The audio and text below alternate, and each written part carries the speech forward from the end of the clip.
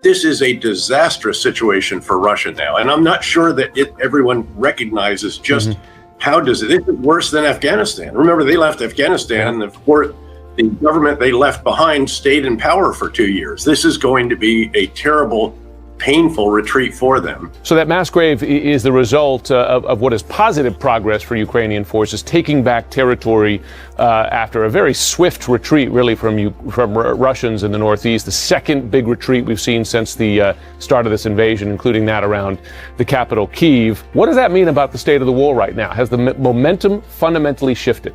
It has fundamentally shifted, Jim. And, I'm normally fairly guarded and cautious about this, but the tide clearly has turned, because the success of this offensive, as important as it is itself on the ground, what really is important is that it reflects a hugely important development, a new reality, that Ukraine has been incomparably better than Russia in recruiting, training, equipping, organizing, and employing additional forces, while Russia has been struggling to do just that, literally running out of soldiers, ammunition, tanks, fighting vehicles, and so forth.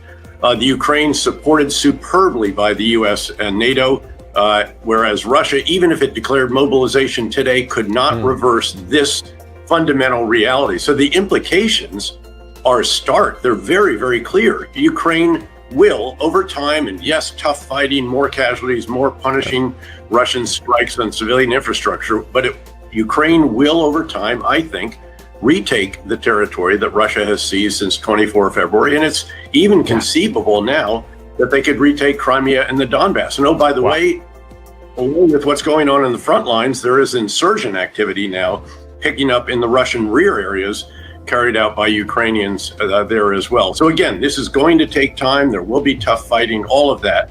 But this is a disastrous situation for Russia now. And I'm not sure that everyone recognizes just how does it. This is worse than Afghanistan. Remember, they left Afghanistan, and the government they left behind stayed in power for 2 years. This is going to be a terrible, painful retreat for them. And again, the outcome just is, I don't think, in doubt anymore. Ukraine will prevail unless there's some unforeseen development. And as long as we continue to provide the weapons, and of course you noted the latest announcement about that, I'm confident we will continue to do everything that they need to help them build on the momentum that they have now achieved and carry this all the way through to victory, frankly.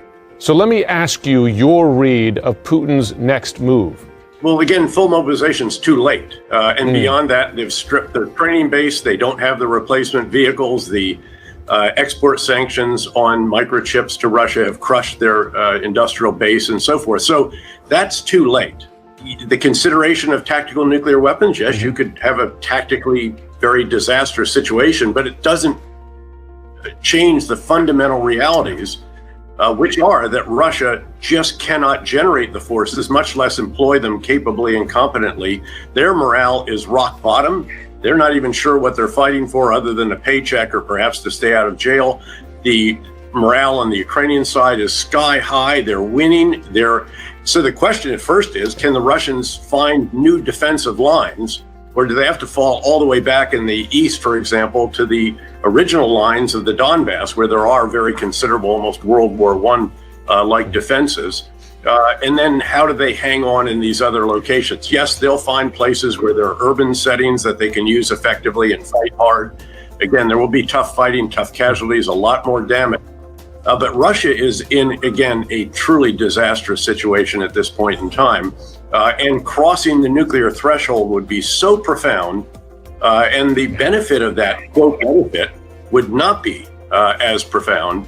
So I think, again, he's in a very difficult position. What he's going to do now is try to change the narrative and blame others and all the rest of this and find some way to explain why the special operation has failed. In your view, is President Putin's leadership now in jeopardy, given all he's invested in this invasion? Well, he still clearly has a very, very solid grip on power in Russia. But this does obviously call that into question somewhat. And somewhere there are going to be individuals who are going to be raising serious questions. There have been officials, of course, from St. Petersburg that suggested he should resign. They ended up in jail. But then there were others from St. Petersburg and Moscow. So again, he's in a precarious situation, I think, although it's so difficult to predict. Someone who has been an autocrat, obviously, what is that moment that pushes them off the throne? And of course, he's a kleptocrat on top of everything else, and everyone is empowered by him.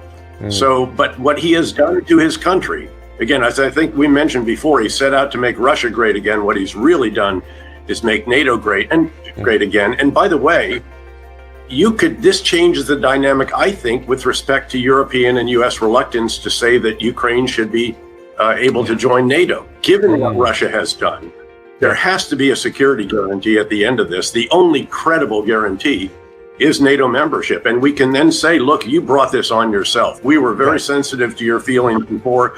We did not want to needlessly provoke you. You have needlessly and unprovoked invasion of your neighbor. And this is the price that you're going to pay as a result of that. Putin, is there any way he can end this disaster and survive? I think he still looks in the mirror, though, and sees not someone who made a horrifically bad decision for his country and for himself, but rather someone who is a strong, determined, visionary leader who leads a people who have outsuffered Napoleon's armies and outsuffered the Nazis, and they think that they're going to outsuffer the Europeans, the Ukrainians, the Americans, and others. Neither side, I don't think at this point, is at all inclined to negotiate. Each side thinks that it is going to prevail over time. And so I think we're in for many more months of very tough fighting, noting that I think Russia is in a very difficult position, a very dire situation where Ukraine, a country less than 1/3 their size and without all of the energy and mineral wealth that Russia has managed to build an army that is bigger and more capable than Russian forces on Ukrainian soil, obviously with enormous help from the United States and the Western world. I'm not sure how Putin ultimately gets himself out of this. You know, history shows that those who lose wars in Russia don't have particularly bright futures. But the Ukrainians, this is their war of independence. We can't overstate the stakes for them. They are fighting for their very survival. The entire country has been mobilized.